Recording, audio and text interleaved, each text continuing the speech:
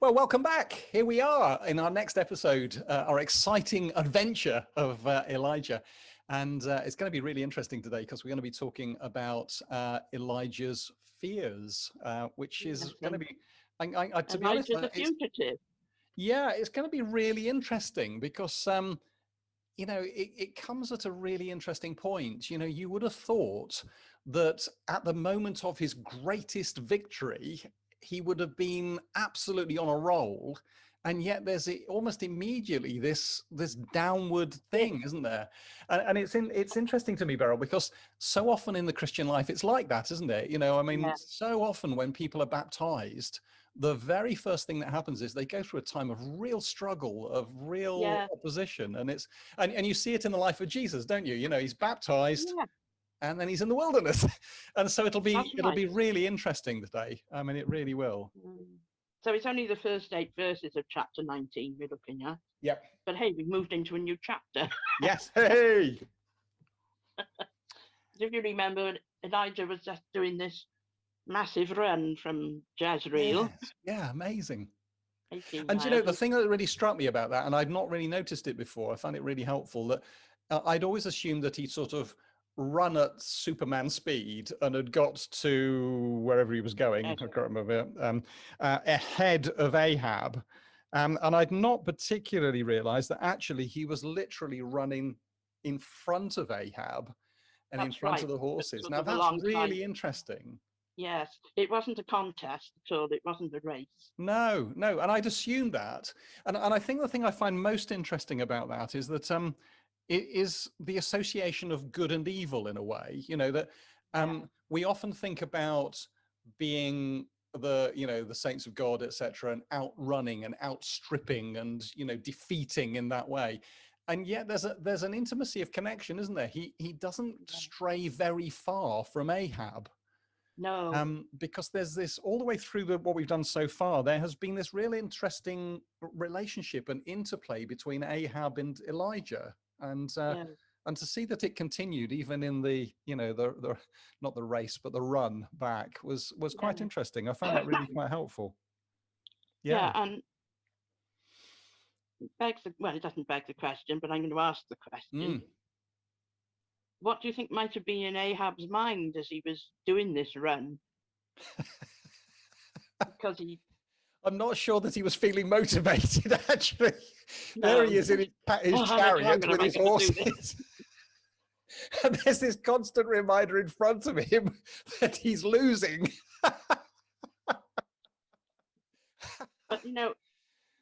if you think about it, he just obviously he's had this sort of what we would call a mountaintop experience when he'd been vindicated. Yeah.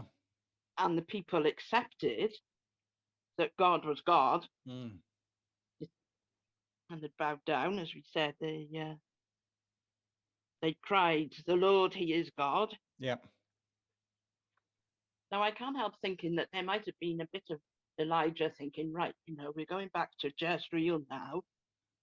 Ahab's seen all this. Yeah. Are we going to get, is Jezebel going to see it? Absolutely. Are we going to get a turnaround? Yeah, absolutely. And in some ways it reminds me a bit of a bit like Moses and Pharaoh, really.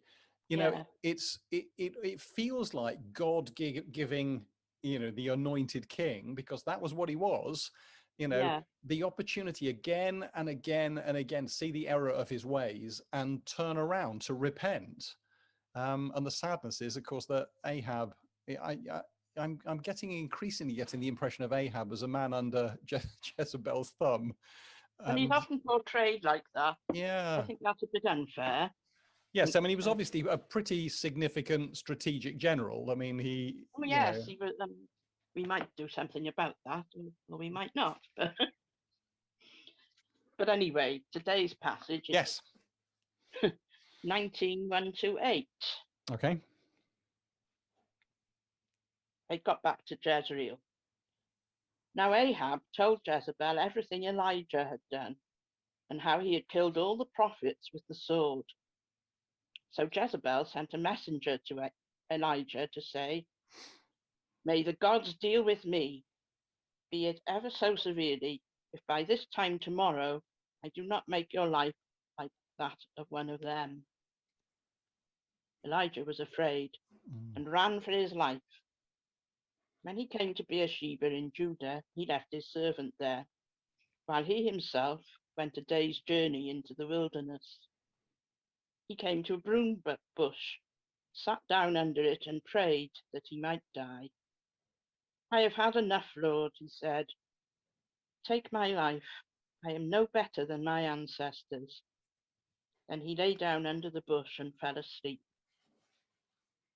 All at once an angel touched him and said, Get up and eat.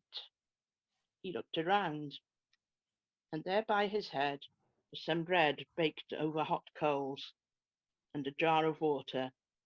He ate and drank and then lay down again. The angel of the Lord came back a second time and touched him and said, Get up and eat, for the journey is too much for you. So he got up and ate and drank. Strengthened by that food, he travelled for 40 days and 40 nights until he reached Horeb, the mountain of God. And I know the modern translations put another bit on there, but that's Yes. actually in this week's story. So we're going to stop it. Absolutely. Absolutely. Yeah. Yes, It's a absolutely. really graphic picture, isn't it? And it's a very human picture, isn't it? I mean, that's one of the things that really strikes me about it. It's a bit. The Bible's very good at painting their heroes with feet of clay, Yeah. and you get that feeling here in this passage that his vulnerabilities really show, don't they? Yeah.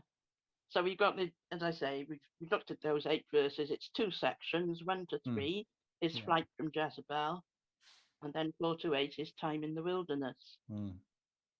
So if we go back to the beginning, as I say, we noted that he'd just done this run from to Jezreel. But of course, throughout the day, whilst Ahab and Elijah, the people and the false prophets, had been on Mount Carmel, Jezebel had remained in her quarters in the palace at Jezreel. And it wasn't because she was huffy about that, but women were excluded from formal worship and sacrificing, and that was true in most ancient Near Eastern religions. Though, of course, in the Baal cult, they did have a role as sacred prostitutes, but that was not the. It was there would have been no women up on Mount Carmel. It was only men that were there to witness the miracle. And so she was stuck there back in the palace in Jezreel, counting the hours as they dragged by,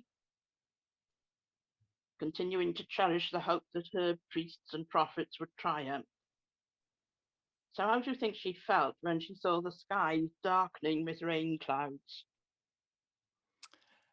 Yes, yeah, she was forewarned, wasn't she, that things had not gone as well as she'd hoped. No, when she saw the rain clouds forming, she must have believed. Oh yes, because Baal. Yes, the of king, course. like god of rain, had intervened. Yes, I can see that. Yes. Yeah, absolutely. And had intervened in response to their supplications. Yes. Yes, absolutely. So after this long day of hanging about in the palace, and then eventually she sees the rain clouds forming, she must have been going, yes! Yeah, absolutely. And in her mind, she and her gods would be able to take the credit for ending the drought. Yeah. The undecided Israelites would be won over. And in her mind, the last vestiges of the worship of Yahweh would be stamped out. She may even have been planning a great celebration when Ahab arrived. And then he apprised her of all that had transpired on the mountain. Yeah, absolutely. Well, that must have come like a dish of cold water to her. Yes, to say the least. To say the least, yes. But there's something really striking in verse 1. Ahab told Jezebel everything Elijah had done. Please note, he makes no reference to God at No, all. no, that's true. There's no reference to it being Yahweh who had caused the fire to descend and consume the sacrifice, nor how in response to the prayer of his servant Elijah, he'd sent rain in abundance. Mm. So he still didn't really get it, did he? No, no. But it is interesting, isn't it? You know, that every time he mentions Elijah, he's basically saying Yahweh is God. You know, I Well, mean, yeah. just and that in and of itself is really interesting, isn't it? You know, that you know, such is the intimacy of relationship between God and Elijah that, you know, Elijah's got his name, which must have been a bit of an affront to Jezebel, that, you know, So we see about that in just a few seconds. because you can almost see Ahab going, and then Elijah did this and Elijah did that, and the fire fell, you know, on Elijah's sacrifice, and constantly is this sort of Yahweh is God, Yahweh is God, Yahweh is God, Yahweh is God. Right. You know, oh. But instead of saying, attributing the Mm. events to Yahweh, Yes, there's a real resistance, isn't there? There's a real yeah, hardness of heart. yes, in telling Jezebel about it, he was completely occupied with Mm. what Elijah had done, as you said, no doubt relating to her, how he'd mocked the priests, Yeah, held them up to the scorn of the people, yeah. and then how fire had fallen from heaven to consume the sacrifice prepared by Elijah, and how the people had fallen down on their faces and proclaimed their faith in God. Mm. Wasn't going to go down well with that Jezebel. And it's interesting that, sorry, I've just realized this, that the people were basically saying Yahweh is Eli, Eloi, you know. Yeah. So he is Elijah representing them, and they're going, you know, yeah, Yeah. Yahweh is Yeah. God. But it's striking, isn't it? Ahab recounted these things to Jezebel, not to convince her of the error of her ways and her No. pagan religion, but rather to incense her against God's chosen servant all the more. Yes, yes, yes. Yes, it's And very interesting because I mean, we've on a Wednesday night we've been looking at the first 5-6 chapters of the Book of Acts, and you get there's this really interesting interplay between the Sanhedrin and Peter particularly, and Peter grows in this confidence in God and his ability to administer God's justice in a way, and yeah, God's presence, and there's this decline in the influence of the Sanhedrin, but there's an aggression that starts to feed in, that gets to the point where they martyr Stephen, of course. And you can see the sort of same thing here, can't you? You can see so often how evil works. You know, it's slight, it's insidious, it's subtle, it's going about its business. And then it comes out like a roaring lion when cornered and in the face of defeat. And similarly, you know, it's interesting how so often the world, rather than be apathetic about the church, becomes aggressive yeah. towards it. Very, very interesting response. Yeah. And then at the end of his report to Jezebel, he delivered the final blow Yeah. that Elijah had slain all the prophets. Absolutely. Yeah, with the sword. Yeah, absolutely. So what effect did this news have on Jezebel? She wasn't very happy. She wasn't very happy. No. In fact, you know, she Very definitely angry. sees her, doesn't she? She sees herself as the sort of defender of the gods. Yeah. Well, her pride would have been hurt, Yeah. a furious temper aroused to such an extent that nothing but the speedy dispatch of Elijah, the object Mm. of her resentment, would pacify it. Yeah. So she sent a messenger to Elijah in verse 2.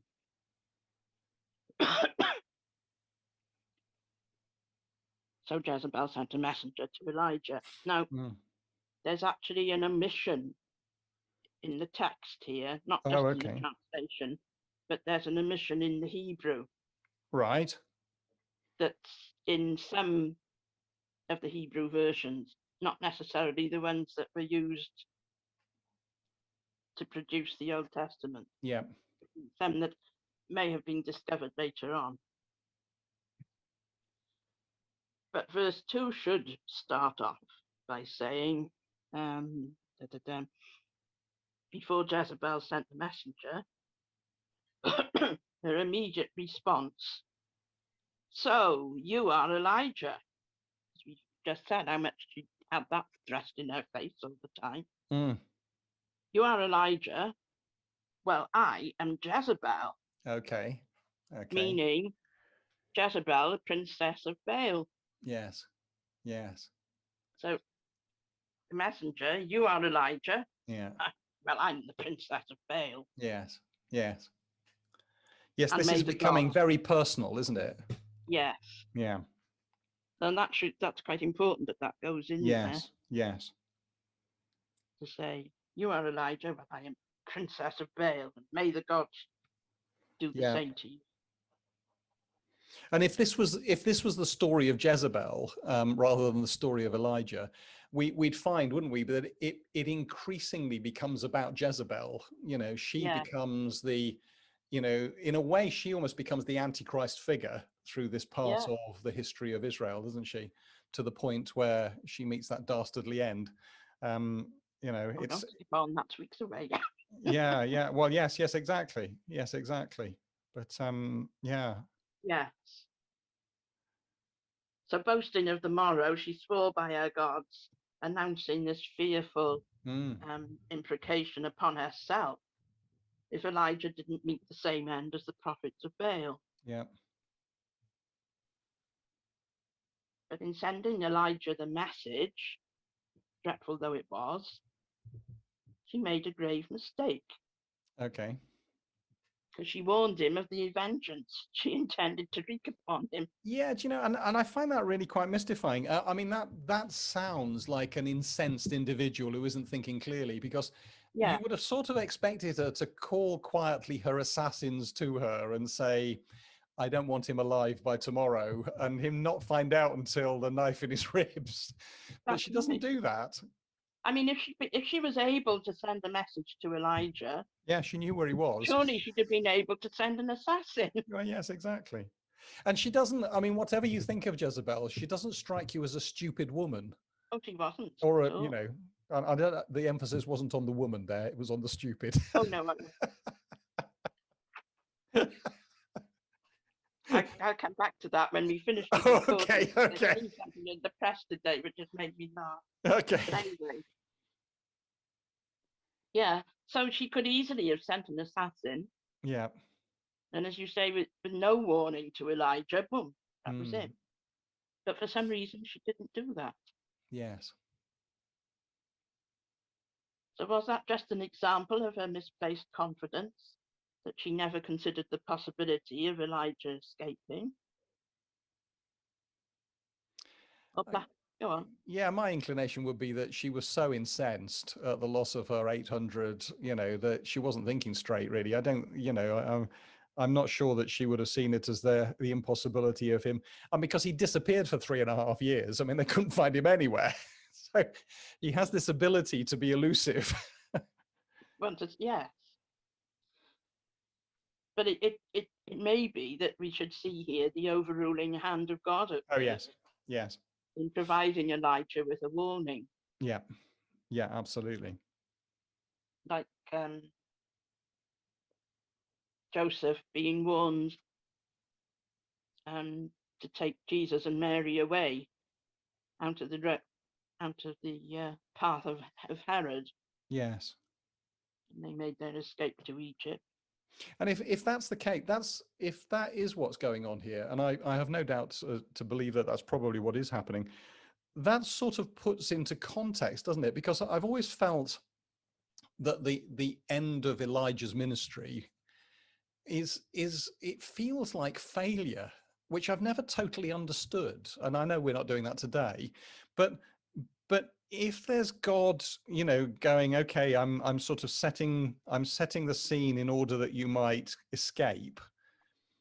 it sort of changes the dynamic a bit, doesn't it? Yes, it does.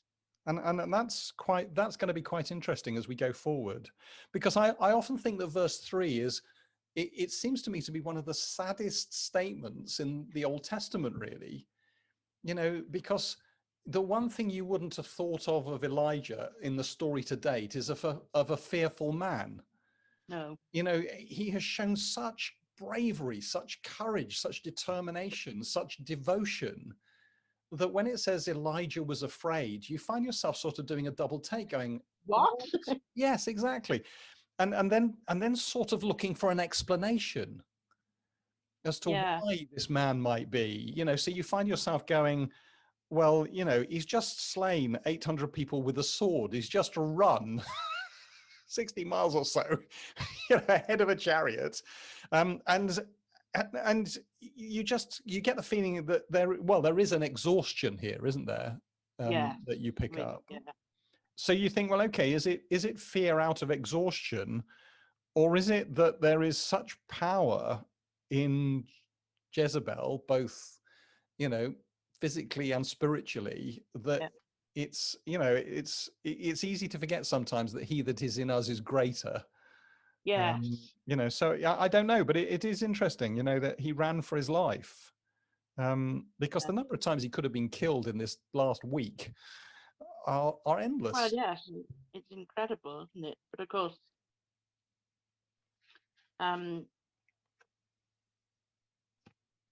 well, let's talk about that. To what extent do you think his condition, he must have been, or what condition he'd be in after this, is he was spiritually, emotionally, and physically exhausted. Yes. I mean, any encounter with evil is draining. I mean, and it's recognizing that, isn't it? And I guess I immediately spring to the Jesus and the temptation. The devil doesn't come on day one of the temptation and go, do his temptations. He waits until he's been he's not fed for 40 days, and then he appears. And it's that vulnerability, isn't it? So you can't help but believe that Elijah here is vulnerable. He's very vulnerable. And of course, disappointment must have played a part in his frame of mind as well. Well, yes. If he thought he was going to get to Jezreel and everything was going to be hunky-dory, he was disappointed. He was going to convert Jezebel, for want of a better word. Yeah. And as you say, it's at that point when he was at his most vulnerable, on receiving Jezebel's message, his faith wavered. Yes. But it's not the first time, is it? Because, there's that thing about, only I. Oh, no, that's later, isn't it? That comes in the next story. But that reveals his sense of isolation. That's been referred to, isn't it, with Obadiah and his hiding of the prophets in the cave. So he feels vulnerable, he feels isolated, he feels like he's the only one standing up to this thing. God, but he can't believe that God's not with him, because he's just seen fire fall. He's just run supernaturally, but it doesn't make a difference, does it? No, because the mountaintop, for us as well, a mountaintop experience sets us up for spiritual attack. Yes, it does. Yes, exactly. And it's not popular to say that these days. No. But we are waging a spiritual war. Yes, absolutely. Yes, and very, so I've been thinking about it recently, that the demise, I was listening to something on the radio going into work this morning, into the office, and the demise of the church in the West it's not abating, to be honest. The thing I was listening to was talking about, at least we used to live in a Christian country in terms of background and ethos. We don't do that anymore. We don't live there. And we fail to recognize that so often as the church. It is difficult, isn't it? Yeah. So poor old Elijah, his faith wavered. This was the man who faced about 800 false prophets. Yeah. And he now fled from one woman. Yeah, exactly. Yeah. But look, the man who'd been so faithful in God's service up to now, he didn't turn to him in prayer. Amazingly. if we look at how, if we go back to how he prayed earnestly previously, he didn't ask for God to undertake for Elijah in the face of the queen's threat. He just up sticks and ran. And, we can contrast that with his previous journeys that we've looked at that were undertaken at God's command. Yes, absolutely. Yeah. So you don't get the impression that he's running here like he ran before the chariot. Oh, no. I mean, we think back to the beginning of these studies in chapter 17 and verse 2. The word of the Lord came to Elijah, leave here, turn eastward, quite precise instructions. And then later on, the word of the Lord came again and told him to go to Zarephath. Yes. Where again, it was precise instructions, and there was the widow woman to look after him. And then, when his time there was up, it was the word of the Lord came again and told him to go and show himself to Ahab. But there was none of that. No, and the key giveaway is, I mean, it's not in this week's study, but what are you doing here, Elijah? That gives away the fact that this was not, a mandated journey. This was quite the opposite. Right. Yeah, absolutely. Yeah. But instead of waiting patiently for God's guidance in this awful situation he found himself in, he took matters into his own hands. Yeah. And acting on a hasty impulse, he fled for his life. How often do we do that? Absolutely. And it's one of the things that really strikes me in terms of being the pastor of a church, that often those who seem strongest in their faith and really going on, they hit a moment of crisis and they sort of step back into a way of being that was prior to all of their growth in faith and things like that. And you look at it and think, oh, surely what you were a week ago should be carrying you through this. And it's you're conscious of your own feebleness, really, and weakness. And he deserted his post of duty, if you like. Yeah. At the very time when his presence was most needed by his people. If their convictions were to be strengthened. Yeah, they needed to see Elijah. And the work of reformation that had started at Mount Carmel to be carried forward and firmly established. Yeah. Which in some ways is why, from this point on, in a way, you can very easily interpret Elijah as a failure. Yeah. Because, the desertion, etc. And partly, I guess, that's due to the fact that we have a picture of what Elijah's role was. And yet the likelihood is sometimes things can be interpreted wrongly, can't they? And I do wonder whether actually part of Elijah's role here was about laying the groundwork for who was going to come next. Part of it, yeah. Because what it sort of reminds me a little bit, I suppose, of people like John Wesley. John Wesley, and George Whitefield, for example. George Whitefield never made a denomination. He, hugely effective in his generation in terms of preaching, and yet he didn't plan for what would come next. No. Whereas, of course, John Wesley, he was the archetypal planner, wasn't he? Not only did he preach, but he planned for its continuance. Because he had a method. Well, yes, yeah, and you get that feeling in terms of Elijah and Elisha. You get Elijah that's a bit like George Whitefield, and then you get Elisha who's a bit like John Wesley. Well, it is interesting. Yeah. Sorry, I keep jumping ahead because it's a whole story, really, isn't it? Yes. I can't help thinking also, it always reminds me when I read this, of Peter. Yes. At the high priest's house, denying that he knew Jesus. Yeah. Etc.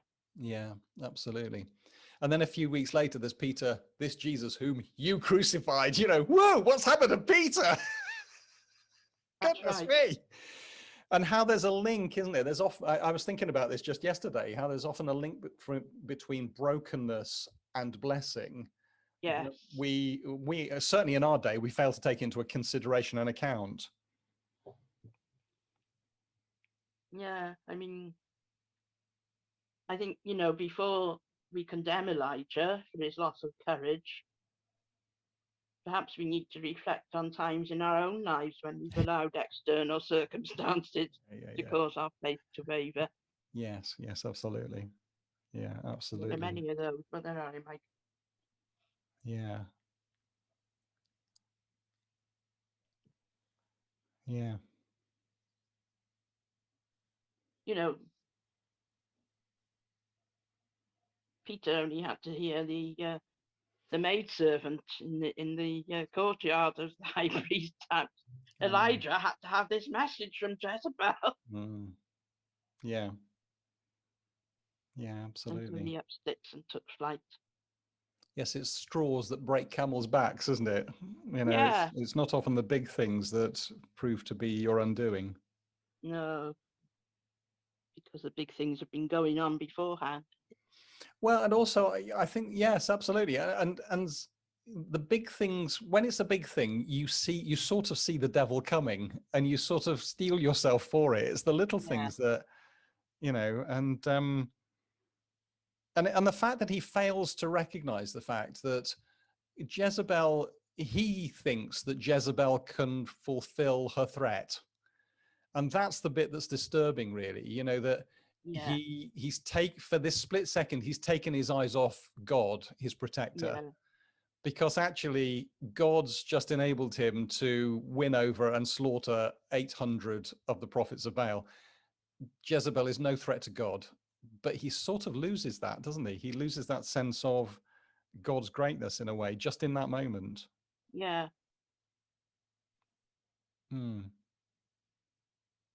So first of all, and if you've got your map handy, you can... Oh, yes, yes. Right, so if you find where Jezreel is, more or less in the middle of the... Yeah, there it is, just there. Yeah. And he oh, man, does he travel a long way? I know it says Beersheba on the map, but that's a misprint from the printer. Yeah, so Beersheba is right down the south. Yeah, so he goes from here, he passes out of Israel again, and he goes, I mean, he does a Jonah. Yeah. He runs away. Yeah, I mean, he fled. When he fled, he fled. Yeah, boy, did he ever. I mean, you sort of expect him to sort of go, okay, I mean, go to Tishbe, for example. It's closer. Let's go home, out of the way. He's been there before. Or go up to, you know, Zarephath, go up here. But it's, I mean, it's further than Zarephath. I didn't realize that. Yeah. Goodness gracious me, did he run away?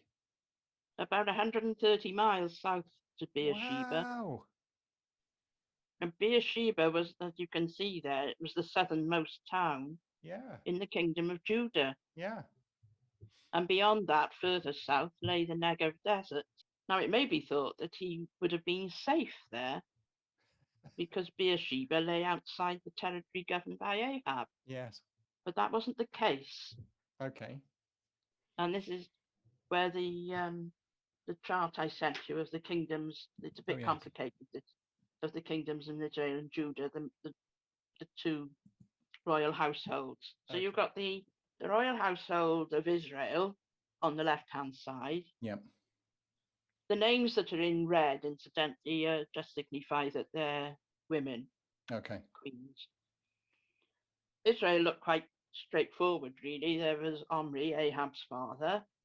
Ahab had married Jezebel. And their three children, I mean, Ahab had lots of other sons, but their three children was Ahaziah, Jehoram, and Athaliah. Okay.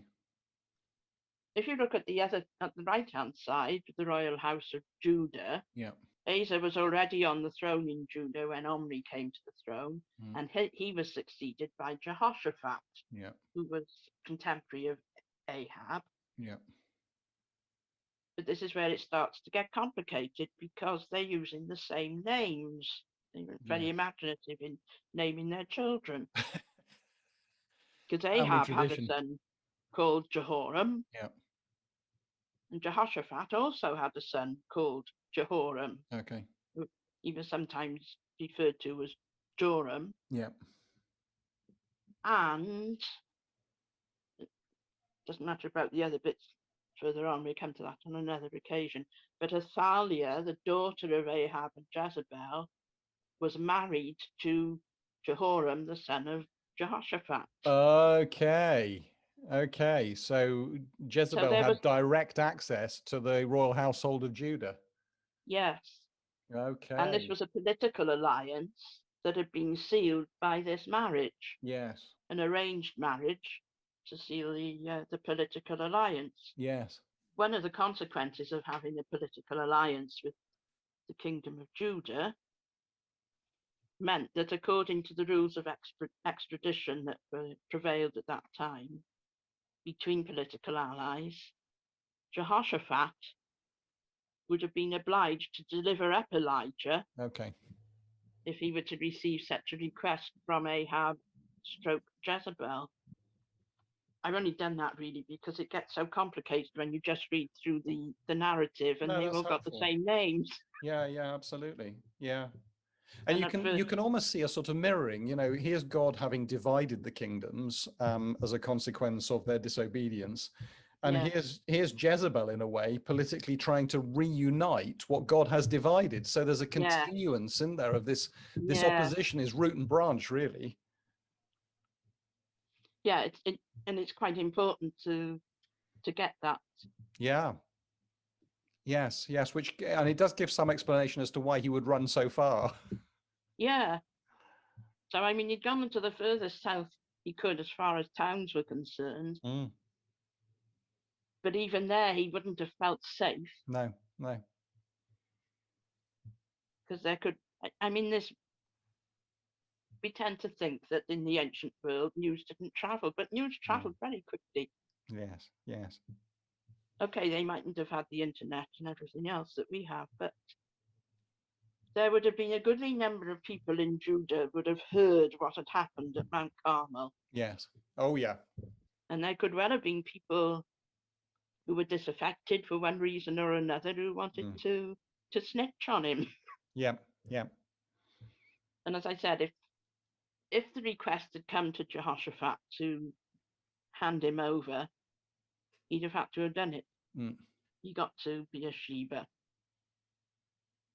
And it's interesting, he left his servant there, so he was completely on his own after this point. Mm. You wonder what the conversation between him and the servant might have been. Yeah, absolutely. Are you sure you want to go on? Yes, go home. I don't need you now. Go. So he went off on his own into the desert with his feelings of guilt, his despair, his misery. But again, he was physically exhausted, Mm. spiritually drained, and pushed to the limits of his emotional strength by all that he'd achieved prior to that. So it's really not surprising when he was at his most vulnerable that Jezebel's message caused him to experience this temporary loss of faith.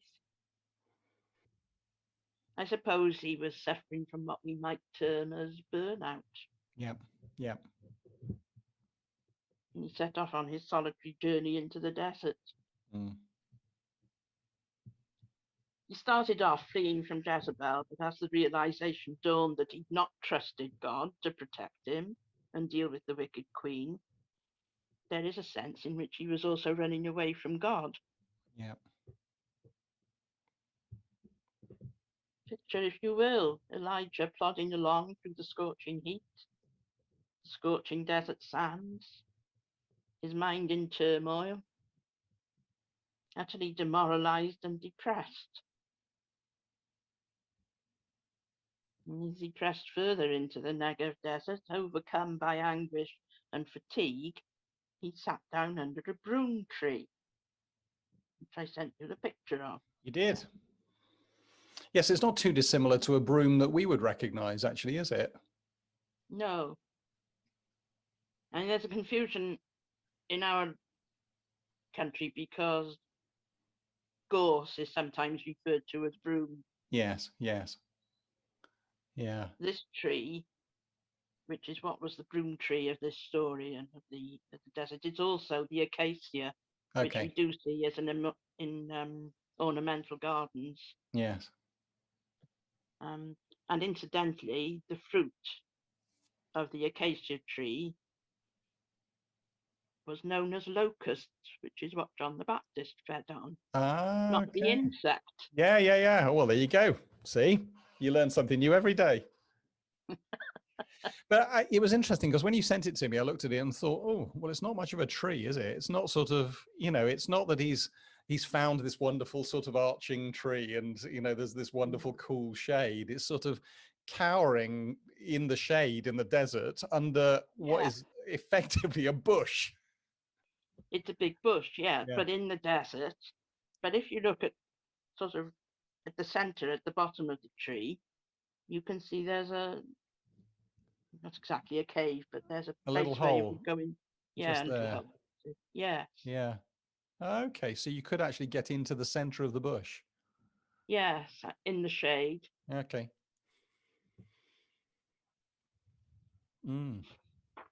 It's and it's also quite rocky round about, as you can see there. And of course, these plants in the desert sort of spring up, and after the odd shower of rain, they spring up for a while and then wither away again. Yeah. So he was desperate, but it was of a temporary nature, this place he found Yes. to shelter. So he crawled in under into the middle of the broom tree. And what did he do? What did he ask? He prayed that he might die. Yeah. Take my life. He'd reached rock bottom. Yeah.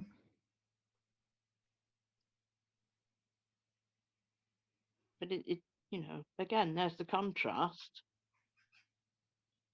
In verse 3, he ran for his life. Yes, Now he's asking for his life to be taken. And that's just so human, isn't it? Yeah. The number of times over years of ministry when I've had somebody say, I feel suicidal. And yet the one thing that they've been doing is everything they can to preserve the very life that they, now want to commit suicide over. It's very interesting. Right. Do you know those 4-5 words, I've had enough, Lord,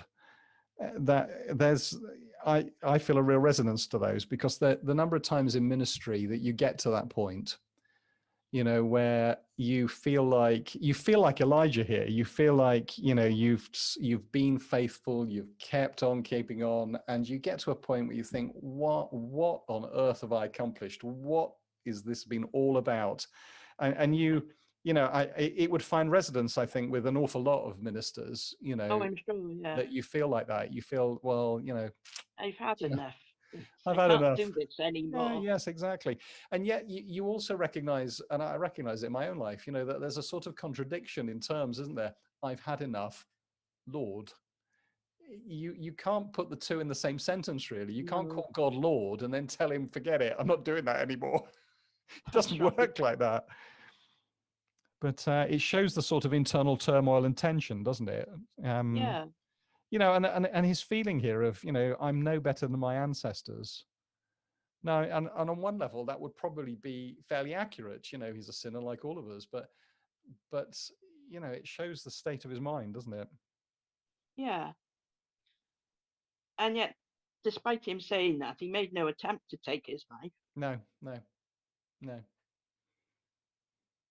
There wasn't a suicidal expression, just evidence. Yeah, he's not saying I'm going to take my life. He's saying, God, you take my life. And God goes, That's no, right. which must have been a bit of a disappointment, actually.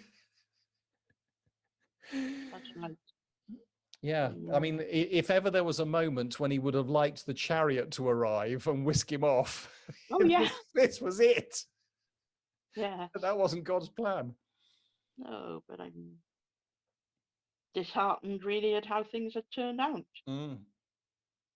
And as we've already said, it's such a contrast to how his experience on the top of the mountain. Yes, yes, absolutely. But then the next thing we need to note in this passage is how God dealt with Elijah in this situation. Yeah, yeah. Did he Yeah, and leave him I alone? must admit, reading it, I find it quite touching. Really, there's an incredible grace in it. Oh yeah, You know that he prays this prayer and instantly receives a reply, instantly receives a response. There's no sort of hesitancy, because it deliberately says all at once an angel touched him. yeah, You know, no sooner are the words out of his mouth than God's response is there. And there's something there's something very endearing and very touching about that. And yeah. there's no wagging of the finger at this point. There's no, you know, God doesn't say to him at this point, "What are you doing here? Get back there and, you know, sort yourself out, my boy." Yeah, no, it was, God didn't leave him alone to reap what he'd sown and suffer No. Yeah. the full deserts of his loss of faith. Mm. He knew what was in his heart, but instead of rebuking him, he showed pity for him Mm. in his overwrought and disconsolate state. And it's a bit like in Psalm 139, which is one of my favourite psalms. You can't get away from God. Yes, absolutely. Yes, absolutely. And therefore you can't get away from his care. No, that's right. Yes, absolutely. And it's interesting that the angel doesn't speak and then touch. There's this touch of reassurance, and in a way, this touch, I'm guessing, a touch of anointing in a way, and then there's words, you know, and there's real compassion in that, isn't there? Yeah, I mean, God didn't take away Elijah's burden. He didn't take away Jezebel. No. Nor did he undertake, as far as we know, a mighty work of grace in the hearts of the Israelites back home. But instead, he lifted Elijah up, really. He renewed his strength. Yes. Wow. Yeah. Yes, absolutely. Yeah. And he dealt with him in this really gracious manner. Oh, yeah. First of all, he granted him sleep. Yeah. Psalm 127 and verse 2 is relevant in that, because I'll find it now. In vain you rise early and stay up late, toiling for food to eat, for he grants sleep to those he loves. Yes. Yeah, absolutely. That's good.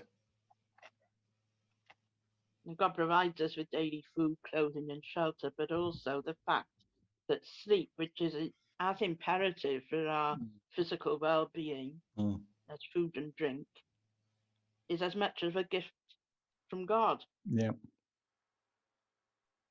And, our 21st century healthcare professionals recognize this, particularly those who treat people suffering from clinical depression. Yeah. Agree that rest is essential before the body can start to heal and the mind can start to heal. And so it was here with Elijah. It wasn't part of God's plan that Elijah should die of exhaustion in the wilderness after his long flight from Jezreel and then this epic journey into the desert. But first of all, he refreshes Elijah with sleep. Yep. And then sends an angel to minister to him. And said the angel didn't speak to start with. Interesting, isn't it? It wasn't a fellow traveler or a nomadic Bedouin tribesman who noticed Elijah lying under the broom tree in a state of utter exhaustion. Had anybody like that pass by, they probably wouldn't have noticed him because he was well camouflaged. He was an angel.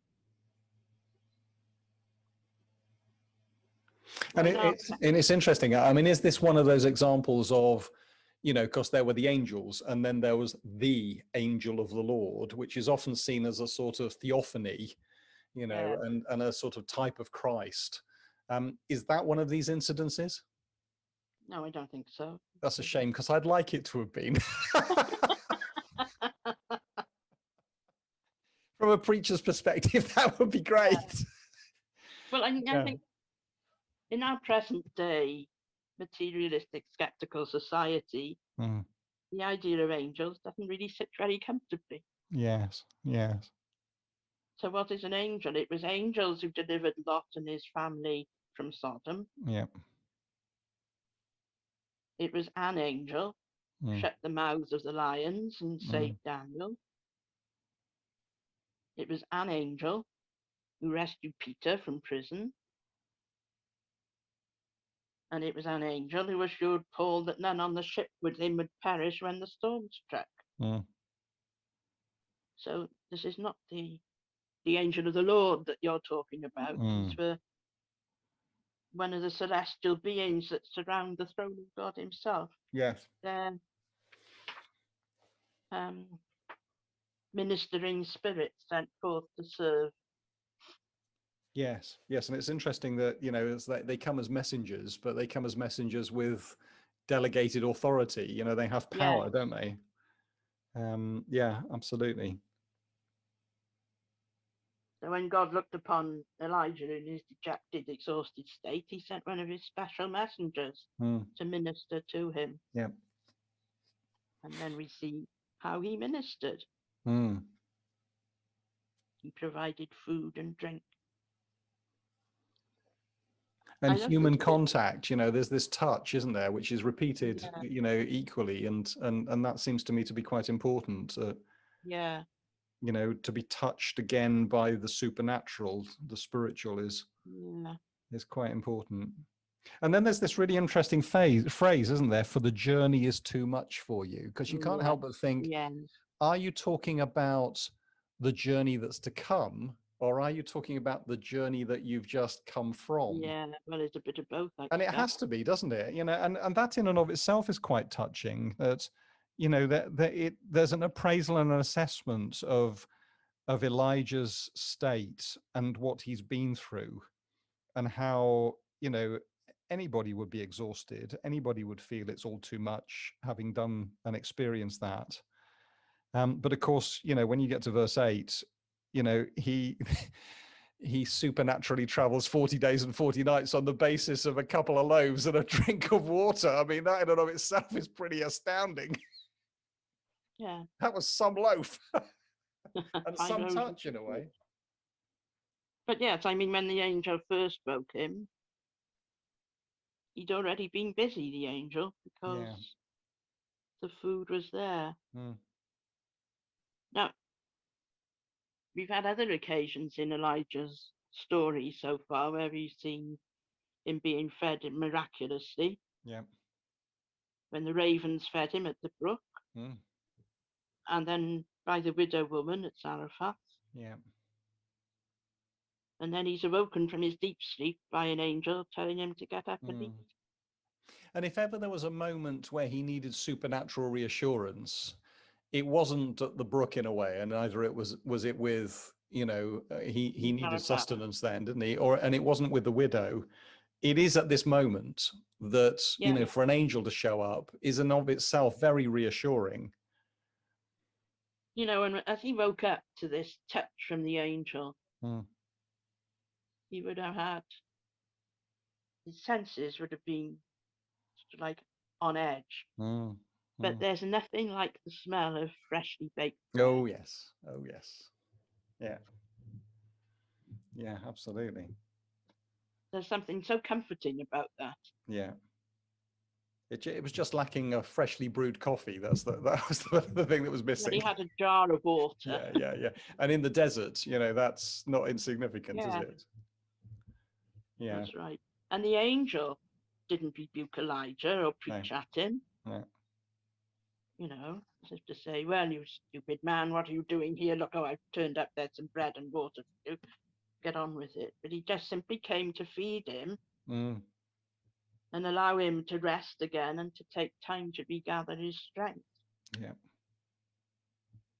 Obviously, Elijah needed to receive nourishment, but he also needed to know that God had not forsaken him. Mm. So a special manifestation of care was needed to assure him he was still the object of God's love and care, Yes. and that he still had a mission to accomplish. But the big thing was Elijah needed to forgive himself for his lapse Mm. and accept the gift offered by God. It's quite reminiscent that of the end of John's Gospel, Yes. Yes. Yes, it is. when Jesus Yes, is absolutely. preparing the breakfast Yeah. on the beach. Yeah. And the Yes. Yes. disciples come in. Peter, do you love me? Yeah. Yeah.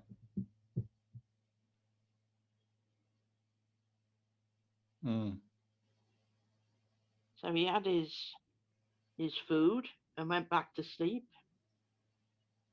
And then the angel returned and woke him up a second time. Mm.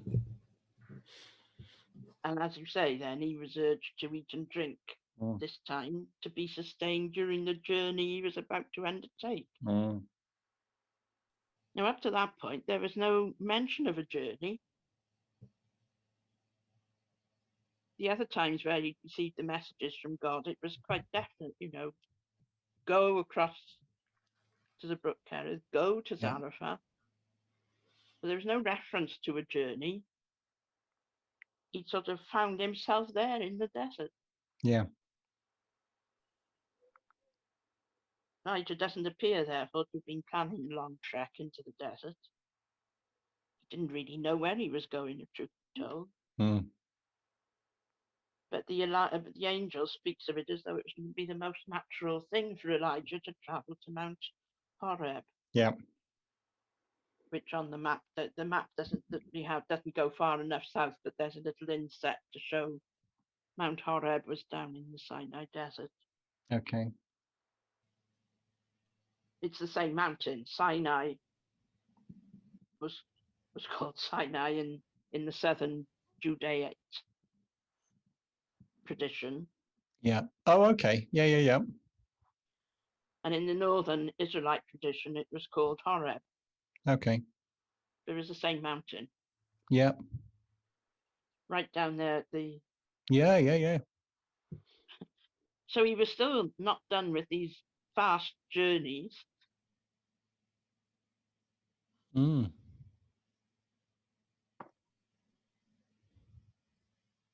Yes, and it's interesting that he doesn't take him back. God doesn't get him to double back on himself, and go to Engedi, or, he takes him further south. Yeah.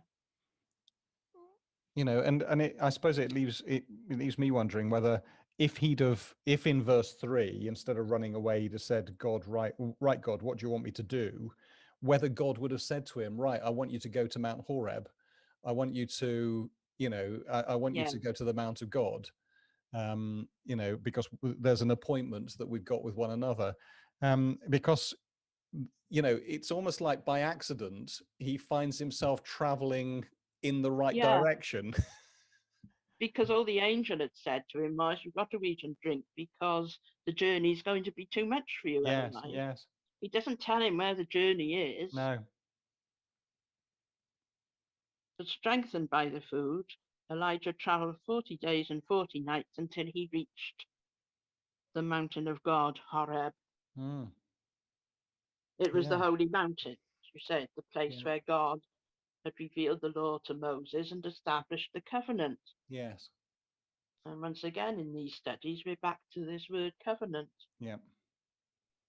But it was necessary for Elijah to return to that place in order to be renewed.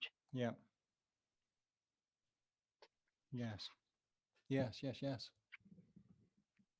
And next time you'll find out how he got renewed when he got there. Yeah. No. It's really interesting. It's funny because it's only a little passage and you'd think, well, there's not a lot here, but there's a huge amount, isn't there? There's a huge amount Yes. going on. Yeah. And it's interesting from a perspective of depression. You know, I mean, I was thinking about this driving back to the house this morning, and I was thinking about Jesus and the Garden of Gethsemane and a sermon I preached years ago about how what happens to Jesus in the garden follows the pattern and path of how depression, you know, he walks the path of depression in that night. And you get that feeling here, don't you, that you know, here's Elijah suffering from depression, and here's God's antidote in a way. You know, there's the touch, so there's human contact, so you don't feel alone. There's nourishment, you know, the taking care of your body. There's sleep to take care of your mind And and there's your no emotions. condemnation. Yeah, absolutely. No, that's right. There's no judgment at all. And then, of course, often with so much of treatment for depression these days, that's sort of where it ends, you know, and they bang you on a medication because it's now clinical and it's a chemical imbalance and da-di-da-di-da. And it's funny, whilst I was driving home, I don't know why I was thinking about it, when I was thinking about so often our solution to things is medication. You know, it's true with psychiatry, isn't it? You know, psychiatrists are now not sitting in rooms talking long and hard to people to unravel their inner problems. They're going, you know, they're the prescriber of medication. And I was thinking about that. So what comes next is really interesting from that perspective, because it's a step on from, in terms of Elijah's rehabilitation, his, you know, getting him back on the horse that had just bucked him, which is quite interesting. Yeah. Yes. So. Fantastic. Okay. Thank you.